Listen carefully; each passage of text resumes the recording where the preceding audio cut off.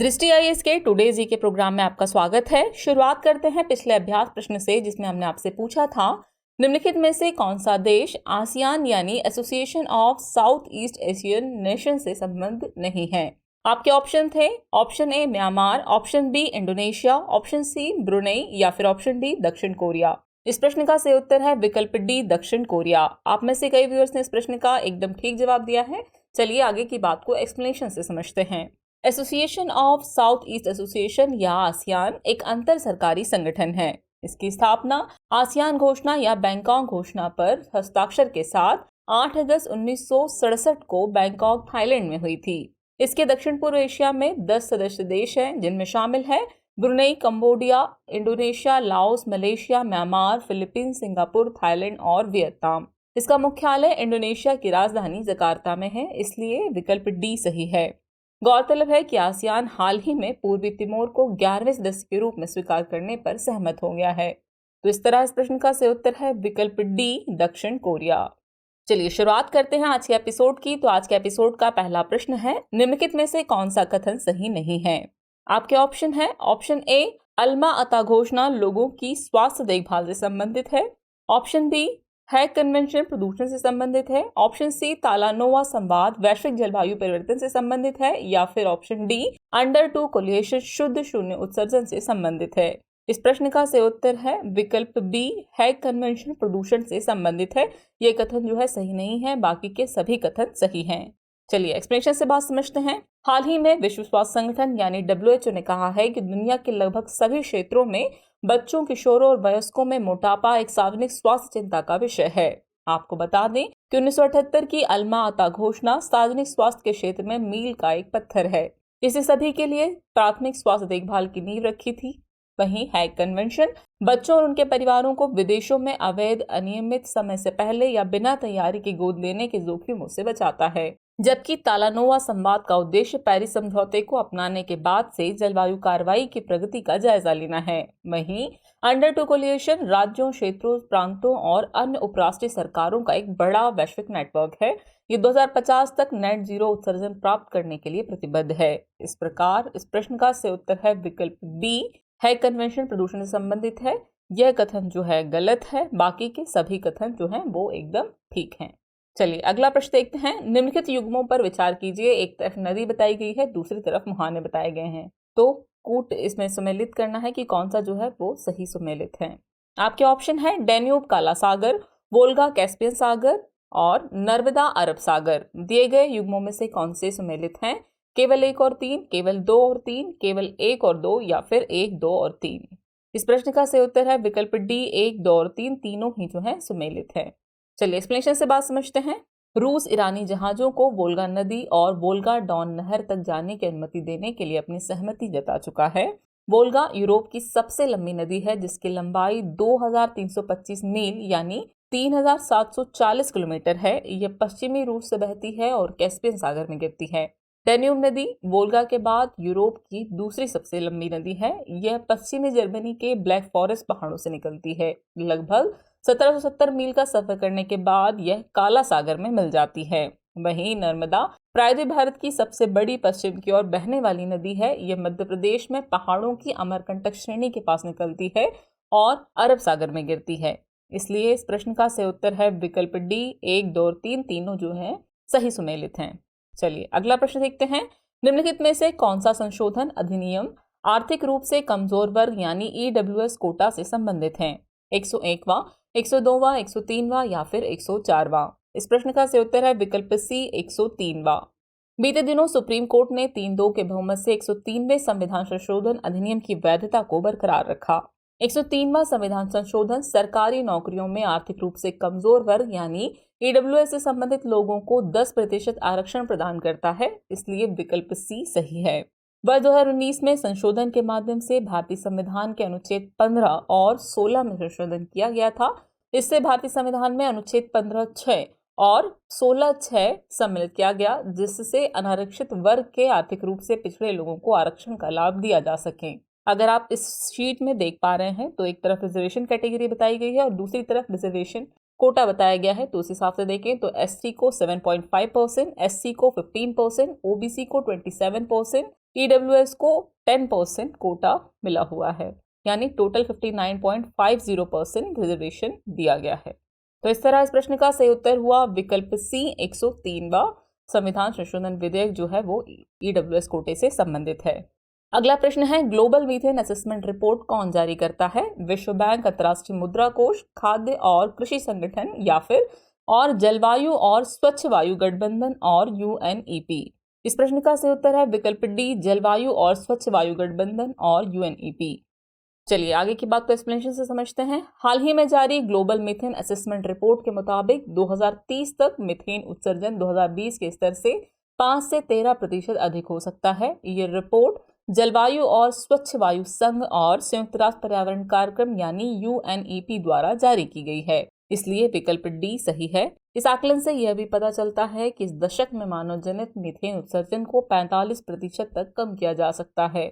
इस तरह की कटौती 2045 तक ग्लोबल वार्मिंग में लगभग 0.3 डिग्री सेल्सियस की कमी ला सकती है। तो इस तरह इस प्रश्न का सही उत्तर है विकल्प डी, जलवायु और स्वच्छ वायु गठबंधन और UNEP। चलिए अगला प्रश्न देखते हैं। कूनो राष्ट्रीय उद्यान के संदर्भ में निम्नलिखित कथनों पर विचार कीजिए। कथन 1 है यह मध्य प्रदेश राज्य में है और कथन 2 है यह मध्य भारतीय विंध्य पहाड़ियों का हिस्सा है। उपरोक्त में से कौन सा या कौन से कथन सही है या फिर है केवल एक, केवल दो, एक और दो दोनों और न तो एक न ही दो। इस प्रश्न का सही उत्तर है विकल्प सी, यानी एक और दो दोनों ही कथन सही हैं। चलिए एक्सप्लेनेशन देख लेते हैं। हाल ही में कूनो राष्ट्रीय उद्यान में छोटे बाड़े में रह रहे तीसरे नर चीता को भी बड़े बाड़े में छोड़ दिया गया। कूनो राष्ट्रीय उद्यान मध्य प्रदेश के श्योपुर जिले में स्थित है, इसलिए कथन 1 सही है। ये सभी वन्यजीव प्रेमियों और उत्साही लोगों के लिए सबसे अनूठा गंतव्य है। ये मध्य भारतीय विंध्य पहाड़ियों का हिस्सा है, इसलिए कथन 2 भी जो है वो सही है। इस तरह इस प्रश्न का सही उत्तर है विकल्प सी, यानी एक और दो दोनों ही सही हैं। अगला प्रश्न है, कार्बन बॉर्डर एडजस्टमेंट मैकेनिज्म यानी CBAM कभी कभी समाचारों में देखा जाता है। यह किससे संबंधित है? यूरोपीय संघ, सार्क, बिम्स्टेक या फिर क्वाड। इस प्रश्न का सही उत्तर है विकल्प ए, यूरोपीय संघ। हाल ही में भारत सहित कुछ देशों ने COP27 में कार्बन बॉर्डर टैक्स नीति का विरोध किया है। आपको बता दें कि कार्बन बॉर्डर एडजस्टमेंट मैकेनिज्म यूरोपीय संघ यानी EU की एक योजना है, इसलिए विकल्प ए सही है। यह मैकेनिज्म 2026 से लौह और इस्पात, सीमेंट, उर्वरक, एल्यूमिनियम और बिजली उत्पादन जैसे कार्बन गहन उत्पादों पर कर लगाने का प्रस्ताव रखता है। यूरोपीय संघ ने 1990 के स्तर की तुलना में 2030 तक अपने कार्बन उत्सर्जन में कम से कम 55% की कटौती करने की घोषणा की है। बेसिक समूह जिसमें भारत, चीन, ब्राजील और दक्षिण अफ्रीका शामिल हैं, ने एक संयुक्त बयान में कहा है कि एक तरफा उपायों और भेदभावपूर्ण प्रथाओं जैसे कि कार्बन बॉर्डर टैक्स से बाजार में विकृति आ सकती है और पार्टियों के बीच विश्वास की कमी बढ़ सकती है। इससे बचा जाना चाहिए। इस तरह इस प्रश्न का सही उत्तर है विकल्प ए, यूरोपीय संघ। अगला प्रश्न है, समुद्र शक्ति भारत और किस देश के बीच एक नौसैनिक अभ्यास है? रूस, इंडोनेशिया, श्रीलंका या फिर जापान। इस प्रश्न का सही उत्तर है विकल्प बी, इंडोनेशिया। भारत और इंडोनेशिया के बीच मजबूत द्विपक्षीय संबंध है और इन संबंधों के आने वाले वर्षों में और अधिक बढ़ने की संभावनाएं हैं। आपको बता दें कि ये दोनों देश संयुक्त नौसैनिक अभ्यास समुद्र शक्ति का आयोजन करते हैं, इसलिए विकल्प बी सही है। इस अभ्यास का उद्देश्य द्विपक्षीय संबंधों को मजबूत करना और दोनों नौसेनाओं के बीच समुद्री संचालन में आपसी समझ को बढ़ाना है। इस तरह इस प्रश्न का सही उत्तर है विकल्प बी, इंडोनेशिया। चलिए अगला प्रश्न देखते हैं। भारत इनमें से किस संगठन का सदस्य है? Indian Ocean Rim Association, SAARC, BIMSTEC. दिए गए कूट का प्रयोग कर सही उत्तर चुनना है। आपके ऑप्शन है केवल दो और तीन, केवल एक और दो या फिर एक, दो और तीन। इस प्रश्न का सही उत्तर है विकल्प डी, एक, दो और तीन, यानी तीनों ही संगठन में भारत सदस्य बना हुआ है। चलिए आगे की बात को एक्सप्लेनेशन से समझते हैं। इंडियन ओशन रिम एसोसिएशन यानी IORA मंत्रिपरिषद की बैठक 24 नवंबर को ढाका में आयोजित की जाएगी। IORA एक अंतर सरकारी संगठन है जिसे 7 मार्च 1997 को स्थापित किया गया था। भारत इस संगठन का सदस्य है। वहीं दक्षिण एशियाई क्षेत्रीय सहयोग संगठन यानी सार्क की स्थापना 8 दिसंबर 1985 को ढाका में सार्क चार्टर पर हस्ताक्षर के साथ की गई थी। इसका सचिवालय काठमांडू में स्थित है। इसके 8 सदस्य देश हैं जिनमें शामिल है अफगानिस्तान, बांग्लादेश, भूटान, भारत, मालदीव, नेपाल, पाकिस्तान और श्रीलंका। वहीं bay of Bengal initiative for multi sectoral technical and economic corporation यानी बिम्स्टेक एक क्षेत्रीय संगठन है। इसकी स्थापना 6 जून 1997 को बैंकॉक घोषणा पर हस्ताक्षर के साथ हुई थी। इसके कुल 7 सदस्य देश हैं, जिसमें 5 दक्षिण एशिया से और 2 दक्षिण पूर्व एशिया से आते हैं। 5 दक्षिण एशियाई देशों की बात करें तो इनमें शामिल हैं बांग्लादेश, भूटान, भारत, नेपाल और श्रीलंका। वहीं दक्षिण पूर्व एशिया के दोनों देशों की बात करें तो इसमें म्यांमार और थाईलैंड आते हैं। तो इस तरह विकल्प डी सही होगा, क्योंकि तीनों ही संगठनों का जो है भारत सदस्य बना हुआ है। चलिए अगला प्रश्न देखते हैं। अंतर्राष्ट्रीय शांति और सुरक्षा को बढ़ावा देना संविधान की किस विशेषता में निहित है? मौलिक अधिकार, राज्य के नीति निर्देशक सिद्धांत, मौलिक कर्तव्य या फिर प्रस्तावना? इस प्रश्न का सही उत्तर है विकल्प बी, राज्य के नीति निर्देशक सिद्धांत। राज्य के नीति निर्देशक तत्व भारतीय संविधान के भाग 4 में वर्णित हैं। इसी भाग का अनुच्छेद 51 अंतर्राष्ट्रीय शांति और सुरक्षा को बढ़ावा देने के बारे में बात करता है।